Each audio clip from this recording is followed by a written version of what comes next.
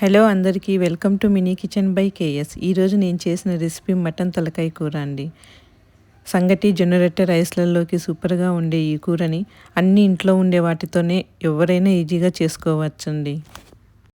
ఇక రెసిపీలోకి వెళ్ళే ముందు please subscribe to my channel అండి. ముందుగా 1.5 కేజీ తలకూరను తీసుకున్నానండి. నేను ఇక్కడ దీన్నంతటినీ బాగా 2 సార్లు నీట్గా కడుక్కొని కుక్కర్లో వేసుకొని పసుపు ముక్కలకి సరిపోయేంత ఉప్పును వేసి పసుపు ఉప్పు బాగా కలిసేలా కలయబెట్టుకోవాలి.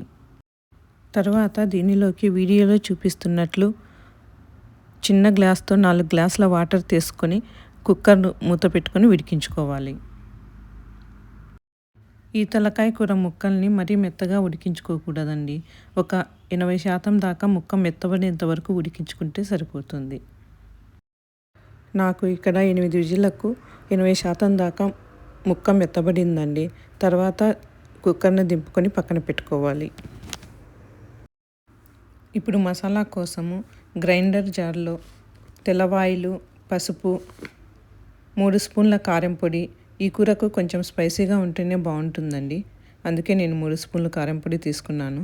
2 స్పూన్ల ధనియాల పొడి, ఒక ఆనియన్ ముక్కలు, ఎండు కొబ్బరి ముక్కలు మర్చిపోయానండి మొదట్లో వేయడం, అందుకే ఇప్పుడు వేసాను. వీటన్నిటిని వేసుకొని మెత్తగా పేస్ట్ చేసుకొని పక్కన పెట్టుకోవాలి. ఇక కర్రీ కోసము ఒక సెరవని తీసుకొని 2 గంటల మేన ఆయిల్ వేసి కాగాక టమాటో ముక్కలు వేసి బాగా ఫ్రై చేశాక మసాలా పేస్ట్ను మొత్తాన్ని వేసుకోవాలండి. ఈ మసాలా ఆయిల్లో పచ్చివాసన పోయేంత వరకు బాగా వేయించుకోవాలి. ఇలా బాగా వేగిన మసాలాలలో ముందుగా ఉడికించి పెట్టుకున్న తలకూరను మొత్తాన్ని వేసుకోవాలండి. ఇలా వేసుకున్న ముక్కలని మసాలా పేస్ట్కి బాగా మిక్స్ అయ్యేటట్లు కలియబెట్టుకోవాలి. ఈ కూర అంతా బాగా మిక్స్ అయిన తర్వాత వాటర్ పోసుకొని ఉప్పు ఇంకోసారి సరి చేసుకొని అవసరమైతే ఉప్పును వేసుకోవాలండి. నేను ఇక్కడ 1 లీటర్ దాకా వాటర్ తీసుకొని వేసుకున్నానండి. మీరు మీ కూర క్వాంటిటీని బట్టి వాటర్ వేసుకోవచ్చండి.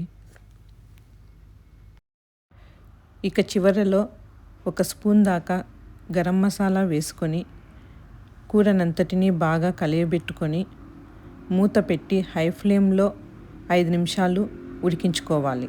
తర్వాత 25 నిమిషాలు లో ఫ్లేమ్ మీద ఉడికించుకుంటే సరిపోతుందండి. ఇలా కూరనంతటిని 30 నిమిషాల దాకా ఉడికించుకోవాలండి. అప్పుడే ఫ్లేవర్స్ అన్నీ బాగా పట్టుకుంటాయి కూరకి. అంతే అండి, తలకాయ కూర రెడీ. మీరు తప్పకుండా ట్రై చేయండి ఈ విధంగా అండి. మీకు అందరికీ బాగా నచ్చుతుందని అనుకుంటున్నాను. Thank you.